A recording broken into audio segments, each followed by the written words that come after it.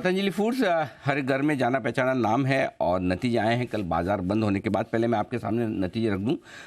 आय 18% बढ़कर आई है, 7,873 करोड़ पर पहुंचा ये आंकड़ा। कामकाजी मुनाफा 20% घटा है, 326 करोड़ पर पहुंचा ये आंकड़ा। मार्जिन 4.25% के आसपास रहे कंपनी के। मुनाफा 28 करोड़ से घटकर 17 करोड़ के आसपास का रहा है। दो बिजनेस है, एक एडिबल ऑयल खाने पीने के तेल का और दूसरा एफएमसीजी फूड का। इन दोनों पर विस्तार से बातचीत करेंगे। नतीजों पर विस्तार से बातचीत करने के लिए स्वामी रामदेव हमारे साथ कार्यक्रम में शामिल हो चुके हैं। स्वामी जी, बहुत बहुत स्वागत है आपका। धन्यवाद हमें समय देने के लिए। बहुत बहुत स्वागत है सर आपका। और अनिल भाई, ये पूरा जो उथल पुथल का दौर रहा, हमने अपना तो चाहे वो रसिया यूक्रेन का युद्ध रहा हो, उस समय हमने एफपीओ लॉन्च किया जी। और पिछला करीब जो है 1 साल क्राइसिस का दौर रहा, बहुत अप एंड डाउन्स रहे। लेकिन सबसे बड़ी बात ये रही कि जो पिछले साल 24,284 करोड़ का टर्नओवर था, वो अब 31,821 करोड़ रुपए का टर्नओवर हुआ। और सबसे बड़ा टर्न अराउंड इसमें ये हुआ कि आज पतंजलि फूड्स जो कमोडिटी बेसिक कंपनी के रूप में जानी जाती थी रुचि से पहले, अब वो सच में एक एफएमसीजी हो गई, क्योंकि हमारी जो है इसमें 72% जो एबिटा है वो फूड से आया है। तो आज मैं कह सकता हूं कि देश की एक सबसे बड़ी फूड कंपनी के रूप में, एफएमसीजी कंपनी के रूप में, और उसमें फूड के साथ साथ पाम प्लांटेशन जिसमें हम करीब 1.5 लाख एकड़ से ज्यादा भी कर रहे हैं, और 20 लाख एकड़ जमीन पर 6,28,000 हेक्टेयर पर पतंजलि को एलोकेट की गई है लैंड। तेलंगाना, आंध्रा और असम से लेकर के पूरे 7 स्टेट्स के अंदर, 8 स्टेट के अंदर, ये बहुत बड़ी बात है। और इस पूरी कंपनी के अंदर अब खास बात ये होगी, ठीक है, इस उथल पुथल के बीच में पिछले साल 1,577 करोड़ का जो है 1,565 करोड़ का जो है एबिटा था, इस बार 1,577 करोड़ है।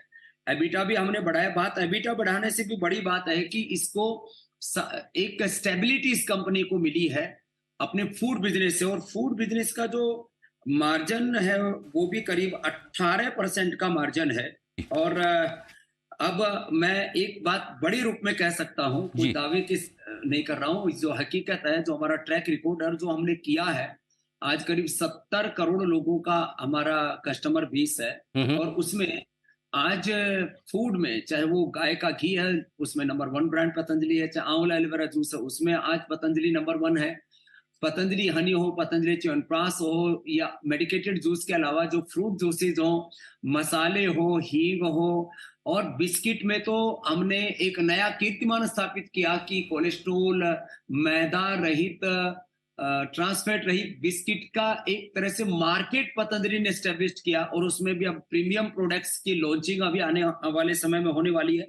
तो कुल मिलाकर के एक जिस सपनों के साथ हमने कि ये देश नहीं दुनिया की सबसे बड़ी एफएमसीजी की, फूड की, एग्री की कंपनी बने पतंजलि फूड्स, उस दिशा में आज देशवासियों के आशीर्वाद से हम आगे बढ़ रहे हैं, और इसको और बुलंदियों पर ले जाने के लिए हम प्रतिबद्ध हैं, संकल्पित हैं। इस साल हमने जो है, जैसे मैंने कहा, 18% के करीब हमारी प्रॉफिटेबिलिटी रही फूड में। और क्योंकि ऑयल में प्रॉफिटेबिलिटी गिरने से, वो तो एक इंटरनेशनल आपने देखा है पूरा कमोडिटी का, लेकिन इस चीज को जो हम 6,218 करोड़ का अनुमान टर्नओवर किया था फूड, जो हमारा एफएमसीजी बिजनेस है, उसको अगले साल लगभग 8,000 करोड़ तक ले जाने के लिए हम प्रतिबद्ध हैं, संकल्पित हैं। तो जी स्वामी जी, मैं यही जानना चाहता हूं, क्योंकि आपका फूड बिजनेस अभी 30% है रेवेन्यू के लिहाज से, लेकिन मुनाफा देता है 70% से ज्यादा, कामकाजी मुनाफा एबिटा। तो ये 30% का जो रेशियो है, ये कितना आप बना देंगे? मतलब कितना फूड बिजनेस रहेगा, कितना ऑयल बिजनेस रहेगा, इसको लेकर आपका क्या इरादा, ताकि मुनाफा ज्यादा कैसे आएगा कंपनी का, वो समझाएं। तो देखो, अभी जैसे मैंने कहा 6,000 करोड़ में हमने ये 1,137 करोड़ रुपए का हमने मुनाफा लिया है। अब जब ये 8,000 करोड़ जाएगा, 10,000 करोड़ जाएगा, आप एवरेज मैं कह सकता हूं 17-18 के बीच में ये प्रॉफिटेबिलिटी वाला पूरा फूड बिजनेस है अपना। और इसमें अभी प्रीमियम प्रोडक्ट्स को और लॉन्च कर रहे हैं। चाहे वो बिस्किट हैं, चाहे वो इसमें और दूसरे फूड प्रोडक्ट्स हैं, ड्राई फ्रूट्स हैं, प्रीमियम ड्राई फ्रूट्स हैं और कुकीज हैं, इन सबको और जो कि हाई प्रॉफिटेबिलिटी वाले हैं। एक तरफ हम जो कमोडिटी प्रोडक्ट्स हैं, लोगों को आम जिंदगी के साथ जुड़े हुए प्रोडक्ट्स हैं, तो हमारे दो उद्देश्य हैं। लोगों की हम सेवा कर पाए, जब देश की आवश्यकता हो, महंगाई, बेरोजगारी, गरीबी, भूख, अभाव के खिलाफ हमने लड़ाइयां लड़ी हैं। इसलिए मासेज के लिए जो प्रोडक्ट हमें सस्ते उपलब्ध कराने हैं, कम मार्जिन पर उपलब्ध कराने हैं, वो भी करवा रहे हैं। लेकिन जो middle class, upper middle class है, उसके लिए प्रीमियम प्रोडक्ट दे करके वहां से कंपनी को ग्रोथ भी दे रहे हैं। तो वैसे भी एक सन्यासी का काम है समर्थों से लेना और असमर्थों को भी ऊपर उठाना, ये दोनों काम एक साथ। स्वामी जी, ये सन्यासियों का भी काम है और सरकार का भी है। तो मतलब सरकार भी यही करती है कि अमीरों से टैक्स लो, गरीबों को रियायत दो। कमोबेश आप भी वैसे ही काम कर रहे हैं। तो आने वाले समय में मैं आश्वस्त हूं कि हम लगभग 2000 करोड़ रुपए तो फूड से, जो एक रूप से एक FMCG प्रोडक्ट से हम इसमें ला सकेंगे। और आज जो है फूड की, FMCG की कंपनियों को जो 10-12% की प्रॉफिटेबिलिटी पर होती है, उनको 40 का मल्टीपल मिलता है। तो मैं कंपनी की कोई मार्केट वैल्यू की यहाँ पर बात नहीं कर रहा हूं, लेकिन आपको ये बताना चाहता हूं कि जो है पतंजलि में आगे समय में जो फूड बिजनेस के बढ़ने से पूरा का पूरा सिनेरियो चेंज होगा। अभी ऑलरेडी हम कर चुके हैं। और पतंजलि का कहीं प्रॉफिट एंड मार्जिन ठीक है, कमोडिटी में थोड़ा घटा, लेकिन ऑल ओवर हमने प्रॉफिटेबिलिटी को भी बढ़ाया है। और सबसे बड़ी बात है, इसको एक FMCG कंपनी के रूप में हम आगे लेकर के आए हैं।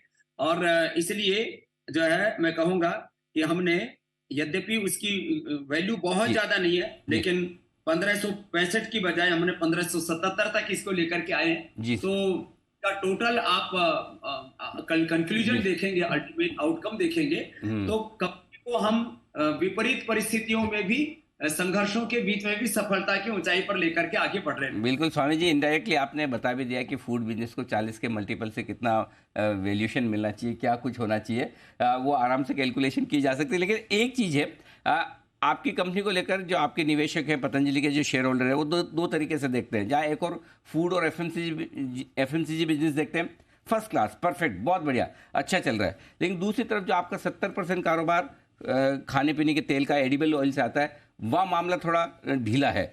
ये स्थिति कब सुधरेगी, इसके बारे में बताइए। इसको मैं 3 वाक्यों में बात कहना चाहूंगा जी। एक तो अभी हमारा जो महाकोश है और जो न्यूट्रिला ब्रांड है, जो हमारे प्रीमियम ब्रांड है, वहां हम थोड़ा सा मिडिल क्लास से और थोड़ा अपर मिडिल क्लास से वहां भी प्रॉफिटेबिलिटी को गेन करेंगे। तो उसकी एक स्ट्रॉन्ग ब्रांडिंग, स्ट्रॉन्ग डिस्ट्रीब्यूशन और इंटरनेशनल मार्केट में, और हमारी प्रेजेंस करीब 35 देशों के अंदर हम लोग जो अभी एक्सपोर्ट कर रहे हैं उसको और बढ़ाना, और जो न्यूट्रिला ब्रांड है, न्यूट्रास्यूटिकल्स है, उसको और ऊंचाई पर लेकर के जाना। तो महाकोश और न्यूट्रिला में जो प्रीमियम ऑयल जो सेगमेंट है हमारा, उसको बढ़ा करके हम अपनी जो है ब्रांड वैल्यू लेंगे। तो उससे ये जो इस बार थोड़ा बहुत कमी आई है प्रॉफिटेबिलिटी में, लेकिन मैंने कहा 24 से 31 हजार करोड़ हम पहुंचे, तो उसमें उसका बड़ा गेन है। और इसमें दूसरा पार्ट ये होगा कि जब हम अपना पाम ऑयल, इसमें एक बहुत बड़ा प्लान है, मैं एक दिन दोबारा आपके साथ में बात करूंगा।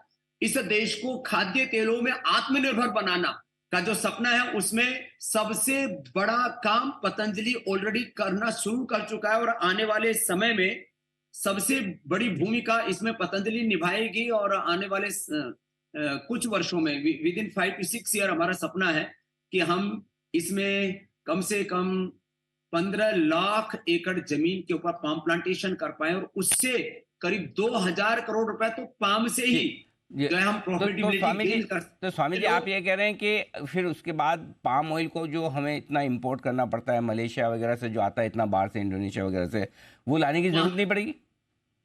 वो जरूरत नहीं पड़ेगी। और उसमें 2000 करोड़ रुपए तो विशुद्ध रूप से क्रैशिंग करके ही हम गेन कर सकेंगे।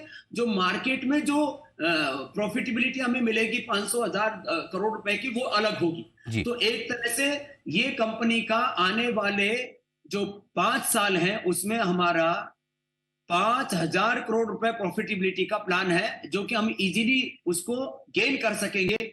लेस प्रॉमिस ओवर डिलीवरी के ऊपर हम हम जब आपसे 5 साल बाद इंटरव्यू देंगे तो एक एक साल 10 साल हर साल वो 20-25% की दर से आप बढ़ता हुआ देखेंगे। हमें तो 5 साल तक का इंतजार है नहीं स्वामी जी, हमें तो हर तिमाही में इंटरव्यू चाहिए होता है और हर तिमाही में अपडेट भी बिल्कुल। लेकिन ये 5,000 करोड़ का बड़ा मुनाफे की तैयारी उस स्पेस में हो सकती है। अब एक और सवाल, आपकी प्रोमोटर्स की जो हिस्सेदारी है कंपनी में 80.8% के आसपास, यानी कि करीबन करीबन 81%, 5.6% आपको कम करनी है।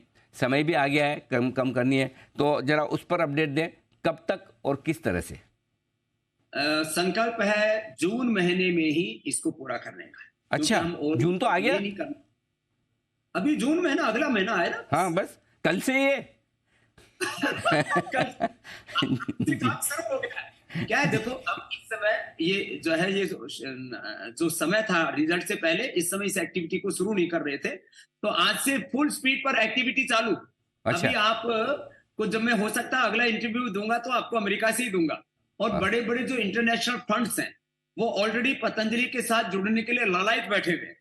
अभी काफी लोग जो है इस संदर्भ में अलग अलग सोर्सों से मुझसे कांटेक्ट कर रहे हैं कि हमें स्वामी रामदेव के साथ बात करनी है, हमें हमारे जो सीएम संजीव अस्थाना साहब उनके साथ बात करनी है, हमारे जो पाम प्लांटेशन के जो हेड है मल्लेशम, आज देश के अंदर सब, आज सोचो ना आपको मैं कह सकता हूँ करीब 20 लाख एकड़ जमीन के ऊपर करीब 1 करोड़ पेड़ों की तो हम तैयारी कर चुके हैं। आगे मैंने कहा इसके ऊपर थोड़ा मैं विस्तार से कभी बात करूंगा।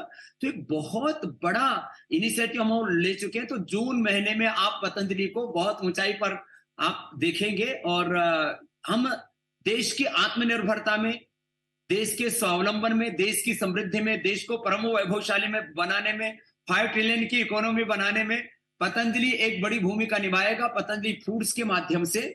और इसमें पूरी ताकत लगा करके इसको देश की सारी, अभी एमएनसीज को तो हम क्रॉस कर चुके हैं, कोई भी फूड कंपनी विदेशी अब पतंजलि से आगे नहीं है। एक जो है खाली यूनिलीवर थोड़ी आगे बची है, क्योंकि उसमें फूड के साथ दूसरे साबुन, तेल और टूथपेस्ट आदि भी सम्मिलित है। सपना उसको भी बीट करने का है, जैसे मैंने पहले कहा था, और उस दिशा में अब आगे बढ़ रहे हैं। तो आप अमेरिका जाने की तैयारी में स्वामी जी रोड शोज करेंगे वहाँ पर? ये ऑफर फॉर सेल जो भी आप लेकर आएंगे, या क्या फ्रेश इशू होगा? कैसे हिस्सेदारी कम करना चाहते हैं? ओएफएस होगा, क्यूआईपी होगा, जो भी उसके मॉड्यूलिटीज होंगी वो, अब जैसे इसमें ज्यादा मुझे मत फंसाओ।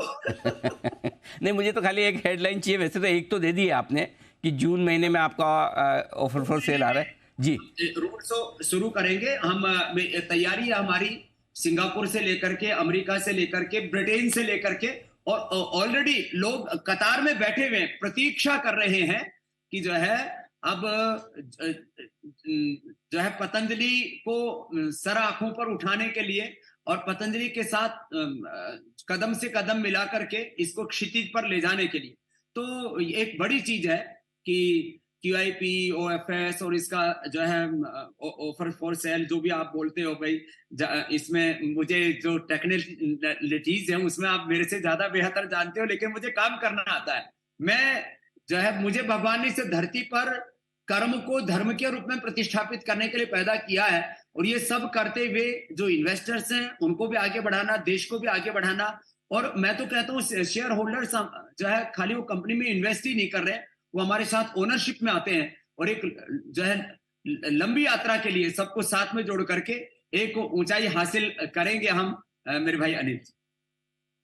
बड़ा जबरदस्त प्लान है, और आप भले कह रहे हैं कि आप ये सब चीज़ें समझते नहीं हैं स्वामी जी।